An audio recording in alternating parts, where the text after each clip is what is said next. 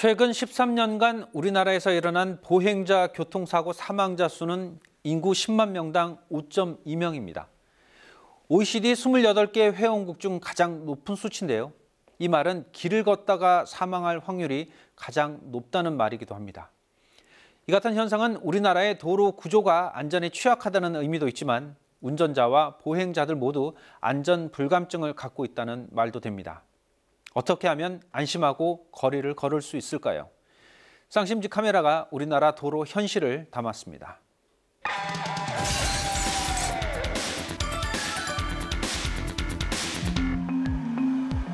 서울시에 23개 설치되어 있다는 생활도로구역.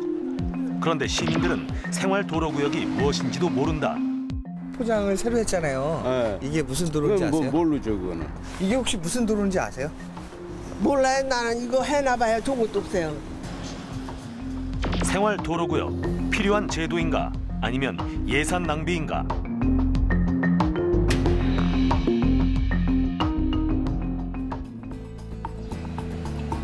서울 시내 주택가의 좁은 생활도로를 걷다 보면 쌩쌩 과속하는 차들을 쉽게 볼 수 있다. 생활도로는 주택가와 접해 있는 폭 9m 미만의 좁은 길이다. 보통 차도와 보도가 명확히 구분되어 있지 않은 도로다. 그런데 여기서만큼은 천천히 가달라는 취지로 차량 제한 속도를 30km 미만으로 정해놓은 생활도로구역이라는 것이 있다.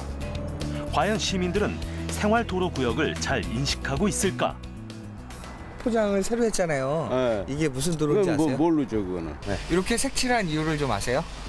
그것 뜻은 다 몰라요. 이게 혹시 무슨 도로인지 아세요? 몰라요. 나는 이거 해놔봐야 좋은 것도 없어요. 이곳은 서울 시내에 위치해 있는 한 생활도로구역. 하지만 길을 걷는 시민들도 차를 몰고 지나가는 운전자도 이곳이 생활도로구역이라는 것을 잘 모르고 있다.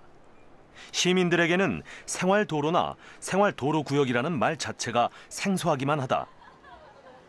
이렇다 보니 큰 도로에서 속도를 내다가 생활도로로 접어든 차들은 좀처럼 속도를 줄일 줄 모른다. 차량 속도를 시속 30km로 제한한다는 표지가 무색할 정도다. 생활도로구역이라고 하는 부분은 보행자의 안전을 확보하기 위해서 이 자동차의 속도를 시속 30km 이하로 제한하는 구역을 얘기를 하는 거고요. 우리나라 같은 경우에는 2009년에 이제 시범 운영을 통해서 2011년부터 본격적으로 전국에 확대 시행이 됐고 2016년 9월 말 기준으로 해서 전국에 한 355개 정도가 설치 운영되고 있는 상황입니다. 생활도로구역은 2009년 이후 전국적으로 그 수가 계속 늘어나고 있다. 서울시에만 벌써 23개의 생활도로구역이 설치되었고 앞으로 계속 확대될 계획이다. 그런데 이런 생활도로구역이 왜 필요한 것일까? 그리고 왜 제한 속도를 30km로 제한하는 것일까? 그것은 바로 생활도로에서 교통사고가 일어나는 비율이 높고 교통사고 사망자도 많이 발생하기 때문이다. 도로교통공단의 조사에 따르면 2015년 교통사고로 사망한 사람들 중에서 절반 이상인 55%가 폭 9m 미만의 생활도로에서 사망했다. 자동차의 속도가 30km에서 보행자를 추돌했을 때에는 보행자 사망률이 5% 정도밖에 안 됩니다. 근데 이 속도가 20km만 올라가 50km만 돼도요, 사망률이 50%가 훨씬 넘어요. 그러니까 이런 자동차의 속도만 완벽하게 감소시킬 수 있다 하더라도 이면도로, 즉 생활도로에서 보행사고는 적어도 사망사고는 크게 줄일 수 있다. 생활도로에서 발생하는 교통사고 보행자 사망률을 낮추기 위해서는 제한 속도를 30km로 확 낮추는 제도적 장치가 필요하다.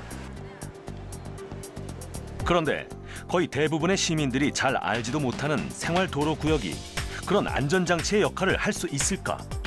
어떻게 하면 생활도로구역의 본래 취지를 살릴 수 있을까? 네, 당연히 지켜야 할 규정이면서도 그 단어조차 생소한 생활도로구역. 안전을 위해서는 반드시 필요한 조치인데 왜 우리는 모르고 있을까요? 이 문제와 관련해 스튜디오에 국토연구원 서민호 연구조정팀장 자리했습니다. 네, 안녕하십니까? 안녕하십니까? 일반적으로 우리가 알고 있는 도로의 개념 보면 뭐 자동차 전용 도로, 일반 도로, 뭐 이면 도로 여러 가지 개념들이 있지 않습니까? 네. 생활도로라는 개념은 좀 생소한데 어떤 뜻을 갖고 있는 건가요? 생활도로는 이면도로랑 좀 유사한 개념으로 이해하시면 될 것 같습니다. 뭐 저희가 도시 내 간선교통 기능을 수행하거나 어떤 도시 내 큰 블록, 구역을 나누는 도로가 아닌 그 지구 내에 위치한 도로로서 자동차 통행보다는 그 거주민의 생활권, 내의 생활 편의라든지 접근, 세류 같은 것을 지원하는 그런 도로를 생활도로를 의미를 해서 저희 큰 길이 아닌 뭐 작은 길들 그런 것들은 다 생활도로라고 생각하시면 될 것 같습니다. 뭐 폭의 규정이라든가 아니면 차선의 규정, 왕복 2차로다 뭐 이런 규정들이 따로 있는 건가요? 아직 법적 정의가 명확치는 않습니다. 그렇지만 이제 그 정부 관련 지침이라든지 아니면 저희 학계에서 논의되는 걸 보면 9m에서 한 15m 이내의 도로를 저희가 일반적으로는 생활도로라고 하고 있습니다. 네. 일단 보통은 차도와 인도의 구분이 없는 도로는 대부분 생활도로다 이렇게 인지하면 이해하셔도 됩니다. 예. 네. 그런데 영상에서 본 것처럼 생활도로 구역이라는 개념이 또 있고요. 이 지역에서는 자동차가 시속 30km 이하로 다녀야 된다 이렇게 지금 얘기가 되고 있는데 생활도로 구역이라는 것은 어떤 의미로 만들어진 제도입니까? 네, 뭐 2011년에 경찰청에서 보행량이 많고 교통사고의 위험이 갑자기 급증하는 그런 지역의 교통안전을 지켜야겠다고 해서 그 생활도로를 대상으로 하는 생활도로 구역을 시범 사업을 실시했습니다. 그래서 자동차 속도를 30km로 제한하고 고온식 횡단보도나 뭐 CKN을 설치하는 등의 안전시설을 설치를 하는 그런 사업을 추진을 했고 그것들을 이제 점차적으로 국가적으로 확산시키기 위한 노력을 계속 해왔습니다. 2014년에 한 60개소까지 늘었는데 이 사업이 경찰청 중심으로 진행이 되다 보니까 지자체에서는 예산 확보가 어려웠고 많은 문제가 있어서 그 중요성에도 불구하고 지금 확대되지는 않는 실정입니다. 근데 다행히 국민안전처가 교부금을 지원한다든지 해서 그 관련 지침을 마련해서 현재는 전국에 200개소 정도로 확대된 200개소 정도 실정입니다. 시속 30km 이하라고 얘기를 하면 얼핏 떠오르는 것이 이제 많이 알려진 스쿨존, 어린 학생들을 위한 그 보호구역이 있고요. 보통 또 실버존이라 그래서 이제 노인들을 위한 보호구역도 있지 않습니까? 어찌 보면 그 개념 자체가 굉장히 이 교집합이 많은 것 같은데요. 이게 각자 이렇게 운영이 될 필요가 있습니까? 네, 어린이 보호구역 같은 경우는 이제 학교 내 반경 한 300m 지역을 중심으로 해서 어린이들의 교통안전에 집중적으로 그 구역을 설치하는 거고 노인은 이제 노인 계층이 많이 그 이동하는 지역에다 설치하는 건데 그 본질적인 개념 자체는 크게 다르지 않습니다. 그렇지만 이제 현재까지는 아주 명확한 생활도로 전반에 대한 법적 정의가 없기 때문에 필요 사항에 따라서 그렇게 개별적으로 설치하는 게 실정입니다. 스쿨존이나 실버존 같은 경우에는 사실 CCTV를 통해서 30km 이상의 자동차가 이동할 경우에는 단속할 수 있는 그런 권한도 있는 걸로 알고 있습니다. 네, 맞습니다. 그러면 생활도로 구역 같은 경우에도 이렇게 단속할 수 있습니까? 네, 생활도로 구역으로 지정되면 경찰청에 이제 단속 권한은 있는 것으로 알고 있습니다. 하지만 일반적으로 이제 생활도로 구역에서 그런 단속이 상시적으로 이루어지는 게 그렇게 많지는 않다고 판단됩니다. 보통 이제 스쿨존 같은 경우에는 장점이라고 볼 수 있는 게 보행자들이 다니는 공간과 차들이 다니는 차도 공간을 좀 명확하게 구분하는 경우가 많지 않습니까? 네.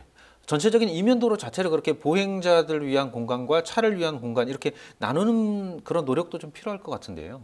네, 뭐 일단은 이제 어린이 보호구역, 노인 보호구역 같은 경우에는 그 돌발성이라든지 그 보행의 속도가 늦기 때문에 그런 안전장치가 필요하다고 봅니다. 근데 생활도로라는 것 자체가 보차 공존의 개념에서 나왔습니다.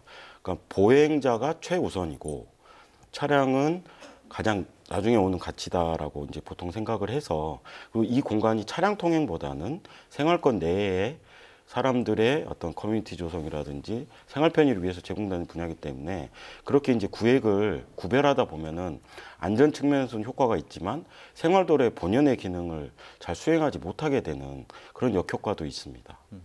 말씀하신 거는 어찌 보면 지금 현재로서는 이런 이면도로라든가 생활도로의 주인이 보행자보다는 차에 좀 치우친 것이 아닌가라는 그 인식부터 바꿔나가야 될 것 같은데요. 네, 맞습니다.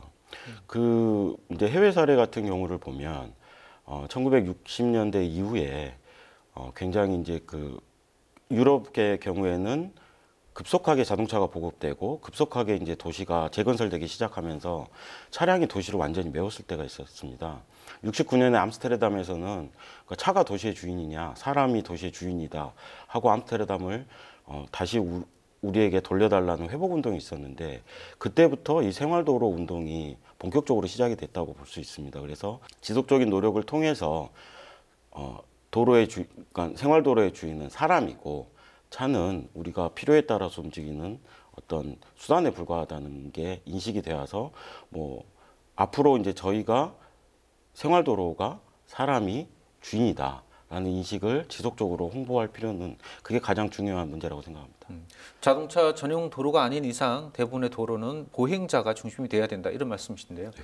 그렇다면 지금까지의 설명을 듣고 다시 한번 이 생활도로와 그리고 생활도로 구역이 어떤 차이가 있는지 함께 살펴보겠습니다.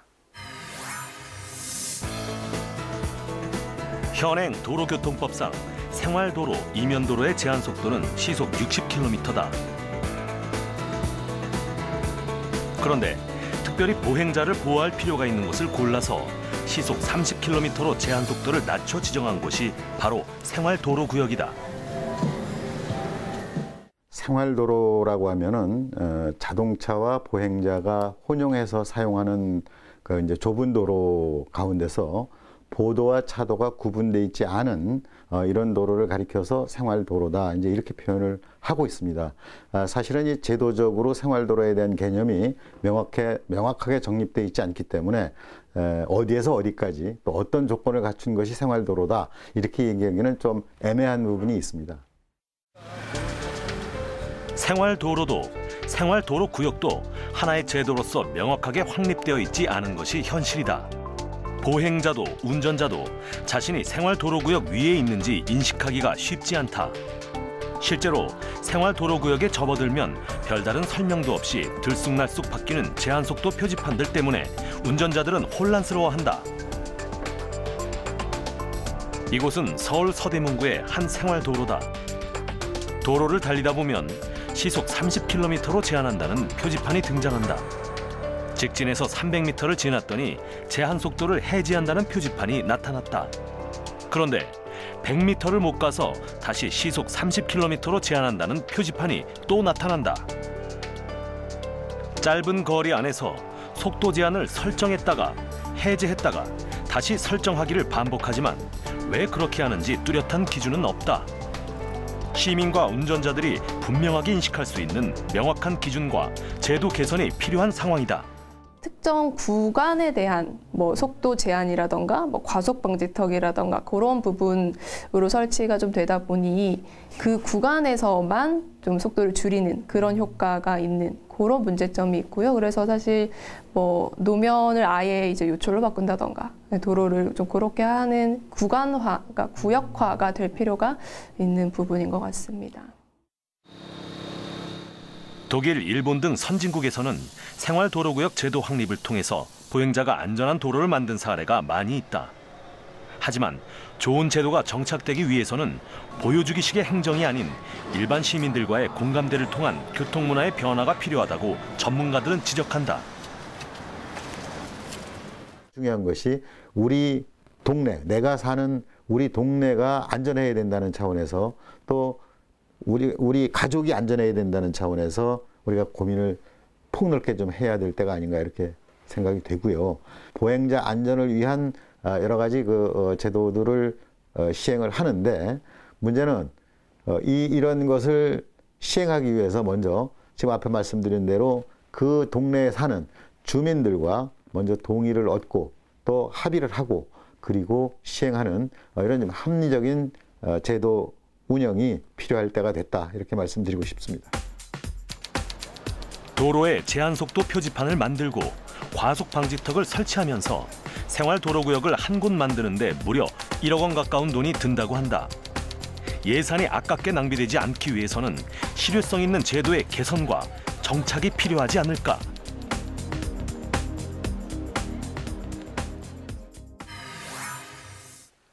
네, 팀장님.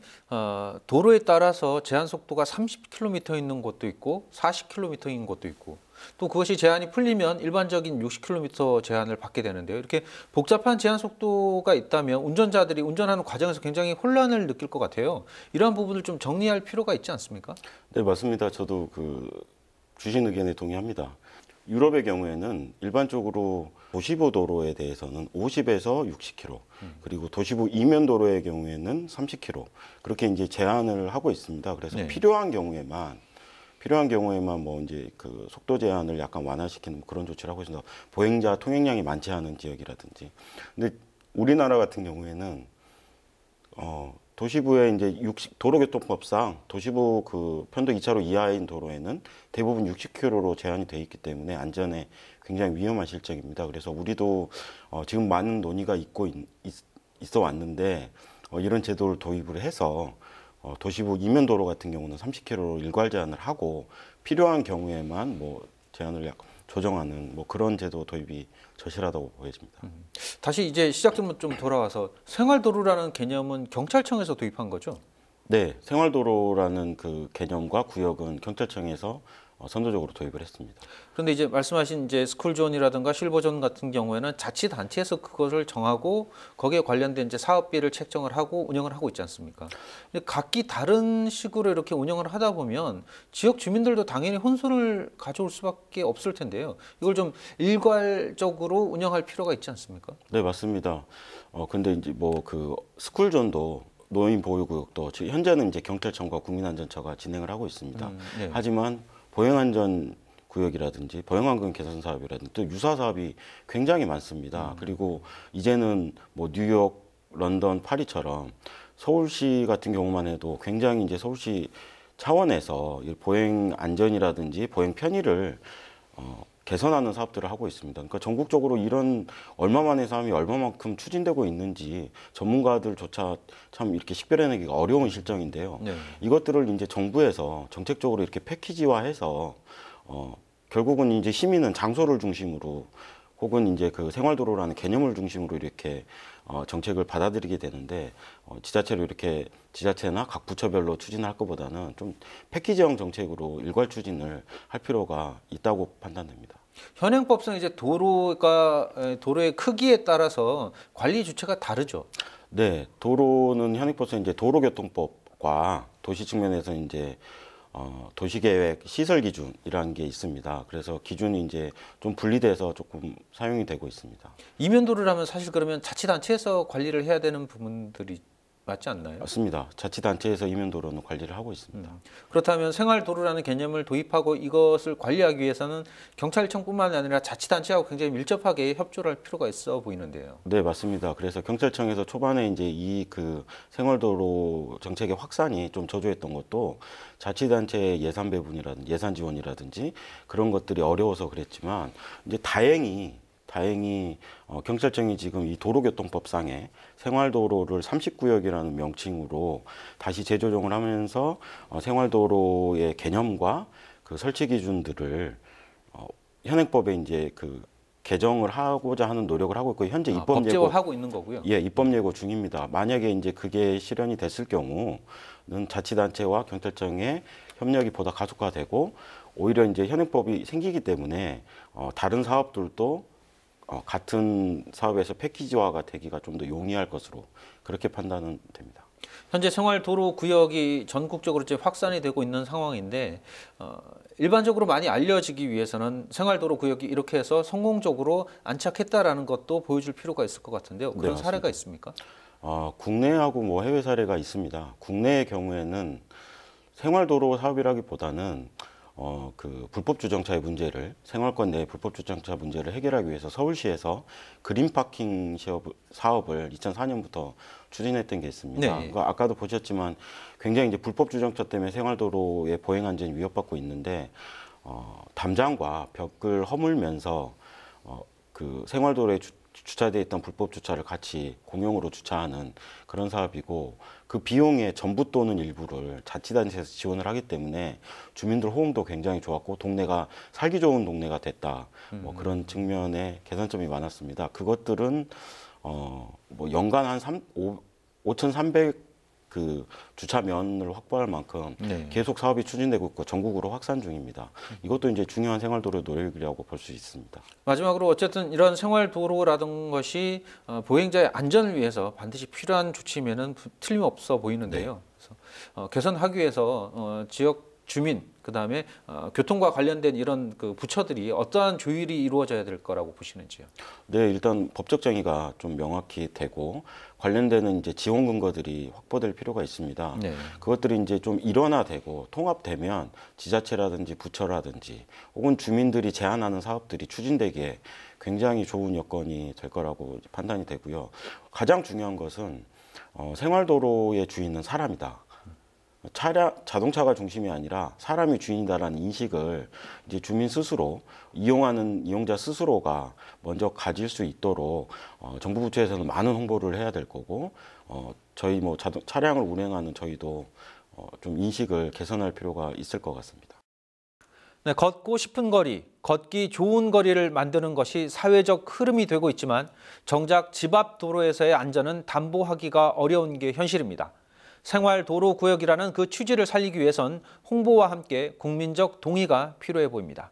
오늘 도움 말씀에 국토연구원 서민호 연구조정팀장이었습니다. 네, 감사합니다. 감사합니다.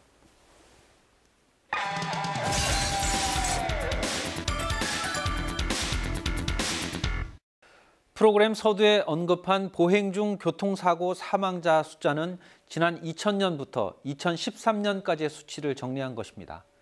10만 명당 5.2명이라는 수치는 같은 기간 OECD 평균 1.57명과 비교할 때 그 놀라움은 더해집니다.